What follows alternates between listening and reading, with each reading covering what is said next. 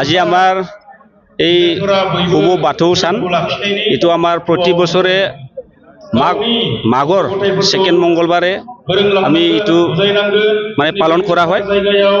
এই বাথৌ পূজা উৎসৱেদি আমি এইটোকে কামনা কৰোঁ যে সকলোৱে ধৰ্মাৱলম্বী বা জাতি ধৰ্ম নিৰ্বিশেষে মানে যেন আমাৰ এই বাথৌ ধৰ্মটো মানে আকোৱালি লয় আৰু আমাৰ এই বাথৌ উৎসৱ পালন কৰাটো মেইন উদ্দেশ্যটো এইটোৱে যে সকলোৱে আমাৰ বড় সমাজৰ যেন এই আমাৰ বাথৌ ধৰ্মটো যেন ঘৰে ঘৰে গাঁৱে গাঁৱে মানে আকোৱালি লৈ পেলাই প্ৰচাৰ কৰে আৰু এইটো দ্বাৰাইদি আমি সমগ্ৰ মানে দেশত আমিও বড়ো জাতি হিচাপত এটা নিজা যে ধৰ্ম আছে এই ধৰ্মটো আমি মানে এই আমাৰ কেন্দ্ৰীয় বাথৌ পূজা মেলা দ্বাৰাইদি আমি এইটো মানে বছৰে বছৰে আমি প্ৰচাৰ কৰি আহিছোঁ।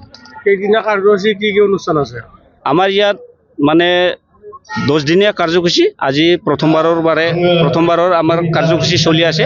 আমাৰ 10 দিনীয়া কাৰ্যসূচী থাকিব। তাতে আমাৰ কালচাৰ প্ৰগ্ৰামৰ পৰা লৈ মানে সিংগাৰ বিভিন্ন মেলা বজাৰ আৰু ডান্স কম্পিটিশ্যন বিভিন্ন আমাৰ 10 দিনত কাৰ্যসূচী ৰখা হৈছে। এই বাথৌ ধৰ্মৰ দ্বাৰাইদি আমি এইটোৱে অনুৰোধ জনাওঁ যে সকলোৱে ধৰ্মাৱলম্বী জাতি ধৰ্ম নিৰ্বিশেষে যেন আমাৰ এই বাথৌ ধৰ্মকো আকোৱালি লৈ পেলাই মানে ভালকে আদৰি লৈ পেলাই মানে সেৱা জনায় আৰু ঈশ্বৰৰ ওচৰত এইটোৱে প্ৰাৰ্থনা কৰিছোঁ যেন সকলোৱে ধৰ্মাৱলম্বী লোকসকলে যেন আমাৰ এই বাথৌ ধৰ্মটো যেন নিন্দা নকৰে।